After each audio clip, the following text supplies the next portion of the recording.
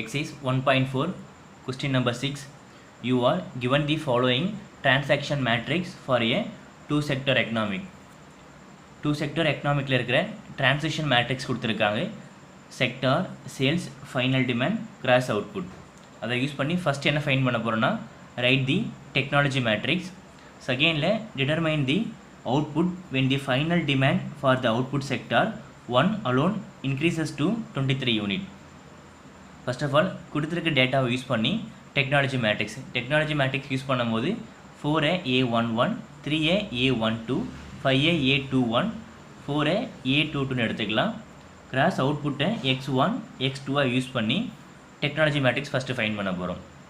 தென் second subdivision என்ன கேட்டிருக்காங்கன்னா final demand of the output sector 1 alone increases to 23 unit. First செக்டாரில் இருக்கிற final demand பார்த்தீங்கன்னா 13லிருந்து 23 இன்க்ரீஸ் ஆகும்போது வரக்கூடிய அவுட்புட் கேட்டிருக்காங்க. கண்டிப்பாக நமக்கு ஃபைனல் டிமாண்ட் சேஞ்ச் ஆகும்போது அவுட்புட்டும் சேஞ்ச் ஆகும். இப்போ ஃபைனல் டிமாண்ட் 13லிருந்து 23 சேஞ்ச் ஆகும்போது வரக்கூடிய அவுட்புட் கேட்டிருக்காங்க. இப்போ ஃபஸ்ட் நமக்கு கொடுத்துருக்க டேட்டாவை யூஸ் பண்ணி டெக்னாலஜி மேட்ரிக்ஸ் ஃபைண்ட் பண்ணலாம். given டேட்டாவை யூஸ் பண்ணி A11 equal to 4, A12 equal to 3, A21 equal to 5, A22 equal to 4, and X1 equal to 20, X2 equal to 12.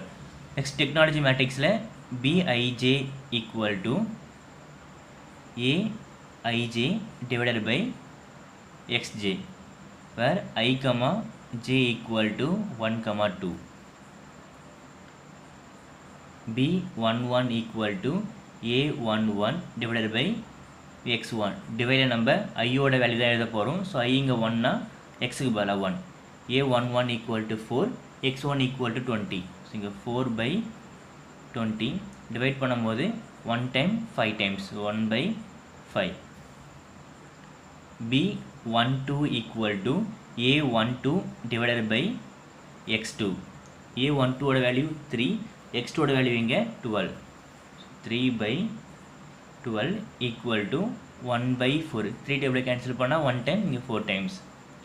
Next இங்கே B21 equal to A21 divided by X1.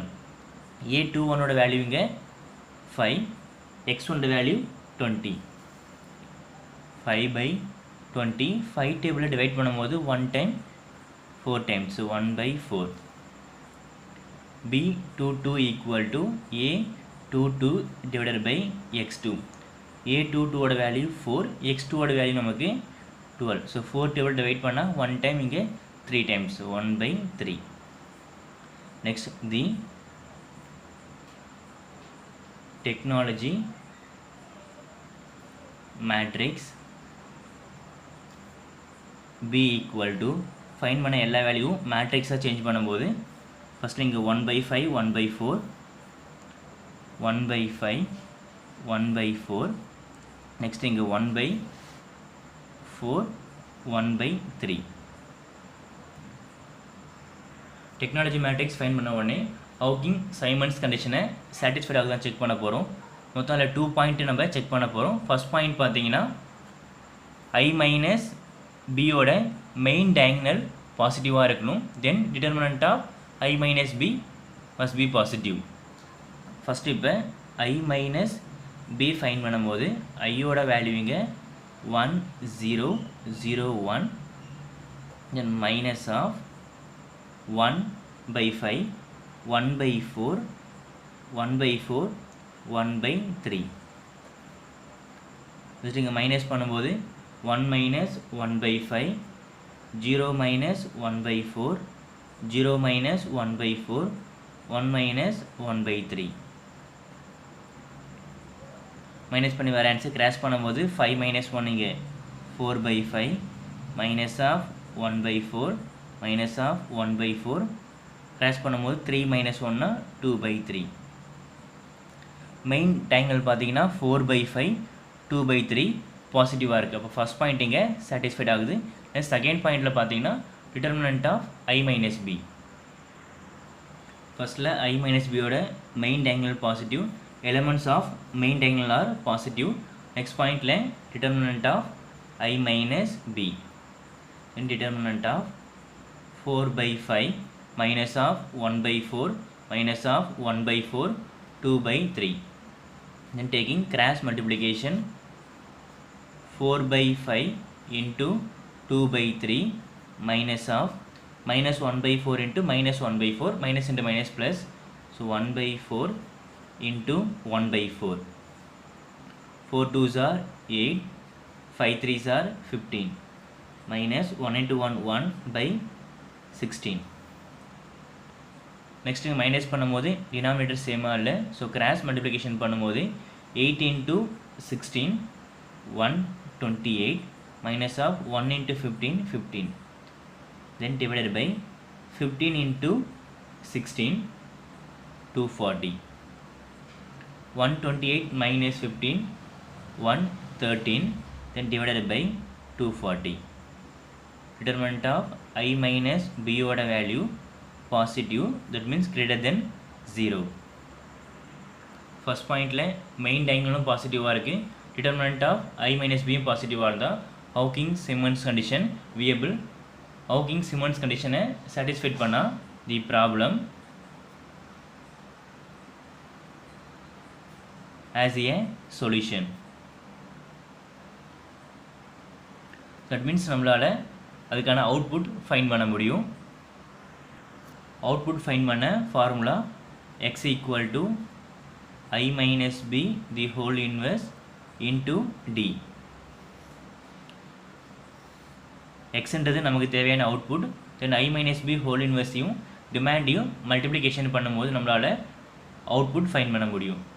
இப்போ I minus B the whole inverseக்கான formula 1 by determinant of I minus B into adjoint of I minus B. நம்ம ஃபஸ்ட்டே determinant of I minus B find பண்ணியாச்சு, அதோட value 113 by 240, it is not equal to 0. Determinant value not equal to 0 வரந்தா inverse is exist. Next adjoint of I minus B. I minus B ஓட value நமக்கு என்னவா இருக்குன்னா 4 by 5 minus 1 by 4 minus 1 by 4 2 by 3. adjoint find பண்ணும்போது first and last நம்ம side change பண்ணிவிட்டு second தேர்டையும் simple மட்டும் change பண்ணால் போதும். அப்போ சைட் சேஞ்ச் பண்ணும்போது ஃபஸ்ட் வேல்யூவில் 2 by 3யும் லாஸ்ட் வேல்யூவில் 4 by 5. ஸோ ஃபஸ்ட் வேல்யூவில் இங்கே 2 by 3, லாஸ்ட் வேல்யூவில் 4 by 5. செகண்ட்லேயும் தேர்ட்லேயும் சிம்பிள் சேஞ்ச் பண்ணும்போது நெகட்டிவ் இங்கே பாசிட்டிவாக மாறும். So 1 by 4 then 1 by 4. I minus B the whole inverse equal to 1 by determinant of I minus B. So 113 divided by 240 into 2 by 3 1 by 4 1 by 4 and 4 by 5. This is the number reverse பண்ணும்போது 240 divided by 113 into 2 by 3 1 by 4 1 by 4 4 by 5. இது நமக்கான I minus B ஓட value. But நமக்கு total output வேணும். So x equal to I minus B the whole inverse into demand. So x equal to I minus B whole inverse equal to 240 divided by 113 into 2 by 3 1 by 4 1 by 4 4 by 5. நமக்கான demand என்ன கொடுத்துருக்காங்கன்னா first செக்டாரில் மட்டும் 30லேருந்து 23 change ஆகுது, second செக்டாரில் எதுவும் change ஆகல, அப்போ 3ன்னு எடுத்துக்கலாம். நீங்கள் matrix multiplication 240 divided by 113, matrix மல்டிப்ளிகேஷனில் first row into column 2 by 3 into 23 plus 1 by 4 into 3. Second row into first column 1 by 4 into 23 plus 4 by 5 into 3. 240 divided by 113, 2 into 23 46 by 3 plus 1 into 3 3, so 3 by 4. So 1 into 23 23 by 4 plus 4 into 3 12 by 5. Next இங்கே plus பண்ணும்போது LCM பண்ண போகிறோம். 46 into 4 then 3 into 3 then 4 into 3 இங்கே 12. Next அதே போல் 23 into 5 4 into 12 then 4 into 5 20. நீங்கள் cross பண்ணும்போது 240 divided by 113, 46 into 4 184 plus 3 into 3 9 divided by 3 into 4 இங்கே 12. Next இங்கே 23 into 5 115 plus 12 into 4 48 divided by 4 into 5 20. Then 184 plus 9 193, 115 plus 48 163. Plus பண்ணதுக்கு அப்புறமா 240 by 113 மேட்ரிக்ஸ் உள்ள multiplication பண்ண போகிறோம். ஃபஸ்ட் வேல்யூ கூட இன்ட்டு பண்ண போகிறோம், செகண்ட் வேல்யூ கூட இன்ட்டு பண்ண போகிறோம். So 240 by 113 into 193 divided by 12. Next இங்கே 240 by 113 into 163 divided by 20.